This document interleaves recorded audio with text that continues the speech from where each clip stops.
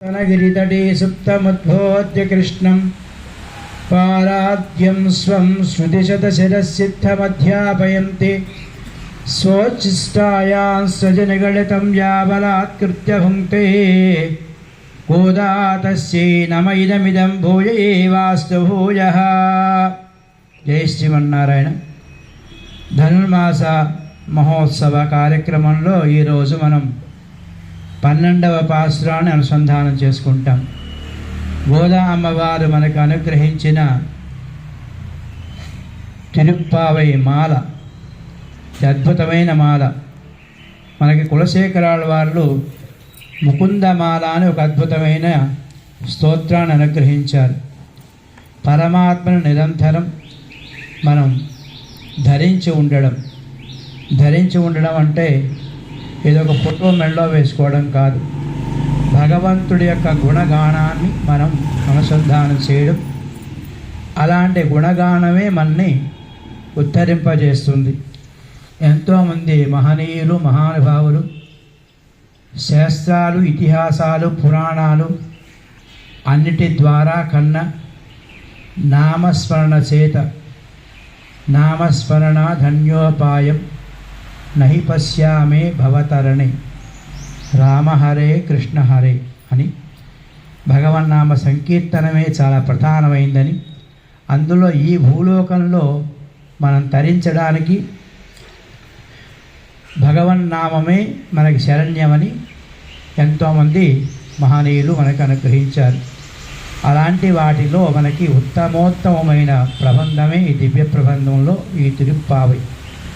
అందులో గోదాదేవి సకల శాస్త్రాలని మనకి ఇందులో అనుగ్రహించింది. మనకి నిన్న 11వ పాసురంలో కర్మలని ఆచరించే వారి కోసం చెప్పింది. కర్మలను ఆచరించాలి. ఈరోజు కర్మను వదిలిపెట్టే వాళ్ళ కోసం చెప్తోంది. కర్మను ఆచరించాలా వదిలిపెట్టాలా అనే సందేహం మనకు వస్తుంది. కానీ నీకేవైతే కర్మలు నీకు నిర్దిష్టమై భగవంతుడు ఇచ్చాడో దాన్ని ఆచరిస్తూ ఫలితాన్ని భగవంతుడికే దాన్ని సమర్పించాలి. యజ్ఞదాన తపఃకర్మ నత్యాద్యం కార్యమేవ తతు యజ్ఞోదాన తపశ్చైవ పావనాని మనీషిణః. మన్ని పునీతం చేయడానికి మనకి యజ్ఞం కానీ, తపస్సు కానీ, అలాగే దానం కానీ, ఇవన్నీ మన్ని పుణ్యవంతులు చేయడానికి. ఈ పుణ్యం ఎప్పుడైతే మనం దీపం వెలిగించిన తర్వాత ఆ కాంతి మనకు వస్తే ఆ కాంతిని పట్టి మనం ఏదైనా చదువుకోవడమో ఇతర కర్మ చేయడమో ఆచరిస్తాం. అంతే తప్ప వెలిగించిన దీపం వల్ల ఈ ఫలితం రాదు.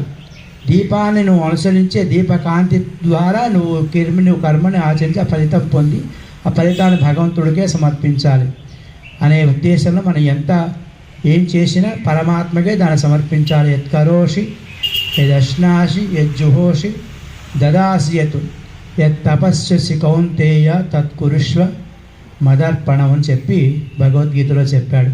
అందుకే మనం ఏం చేసినా కాయేన వాచ మనసేంద్రియర్వా అని చెప్పి పరమాత్మకి సమర్పిస్తాం. అందులో ఈ పాసనలో చాలా విశేషంగా గోపికను నేర్పుతున్నారు. కనైత్తిళం కత్తెరుమై కండ్రుక్కిరంగి నినైత్తుముల వరియే నిండ్రు పాల్ సూర ననైత్తిల్లం సేరార్కం నచ్చల్వంతంగాయ్ పనైత్తిలై వీజనిన్ వాసిల్ కడపత్తి செனத்தினால் தென்னிலங்கை கோமானை செத்த மனத்துக்கினி யானை பாடவன் நீ வாய் திரவாய் இனித்தாரிந்திராய் இதென்ற பேருழக்கம் అனைత్తిల్ అత్తారం అరిందేలోరింబావాయ్. ఈరోజు శయనించున్న గోపికకి ఈరోజు నిన్న వరకు శ్రీకృష్ణ గానాన్ని చేస్తూ ఈరోజు శ్రీరామ గానాన్ని చేస్తున్నారు. అందరికీ ఒకరికి కృష్ణుడు ఉంటుంది, ఒకరి రాముడు ఉంటుంది, ఒకరి నరసింహస్వామి ఉంటుంది. ఇలాగ ఎవరెవరి ఇష్టం ఉంటే వారు ఆయా పరమాత్మని దర్శించుకుని ఆ పరమాత్మ ద్వారానే మోక్షం పొందాలనుకుంటారు. అయితే కొంత ఈ లోపల ఉన్న గోపిక రాముని యొక్క భక్తురాలేమో అనుకుని రామగానాన్ని చేస్తున్నారు. మత్తుక్కినియానై పాడవం, మనస్సుకు హత్తుకునేలాగా పాడుతున్నా నువ్వు లేచి రావట్లేదేంటి అని చెబుతూ ఈరోజు లేగదూడలు బాగా కలిగి ఎంతో పాల సమృద్ధి కలిగి పాలు పితికేవాళ్ళు లేక ఆ గోవులన్నీ పాలను సెవించేస్తున్నాయట, వదిలిపెడుతున్నాయట. పాలను వదిలిపెట్టేస్తుంటే ఏమవుతుంది, అదంతా చెమ్మగా అయిపోయి చిత్తుడుగా అయిపోతే అది దాటుకుంటూ అవి తొక్కుకుంటూ ఇంటి దగ్గరికి వచ్చాం. అది జారిపోతుంటే ఇంటి గడపను పట్టుకున్నాం. గడపని పట్టుకుని నిన్ను లేపుతున్నాం. లేచి రావమ్మ, భగవన్నామ గుణ అనుసంధానం మనం చేసుకుందాం.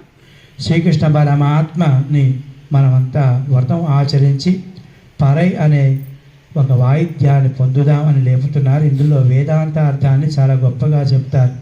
మనకు ఆచార్యులు చాలా రకాలుగా ఉంటారు, ఎంతోమంది ఆచార్యులు ఉంటారు.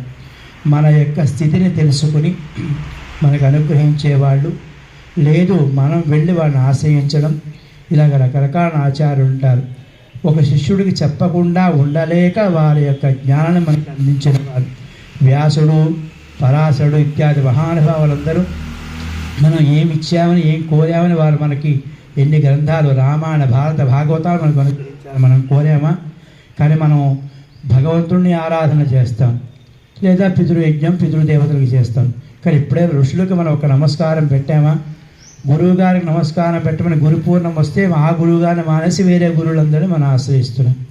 మనకు ఎవరైతే గురువు ప్రధానంగా ఉన్నారో, వ్యాస, వశిష్ఠ ఇత్యాది మహానుభావులు గురువు అయితే ఆ గురు రూపంగా మనం కొంతమంది చూసుకోవడం మానేసి వేరే గురువులను ఆశ్రయిస్తున్నాం.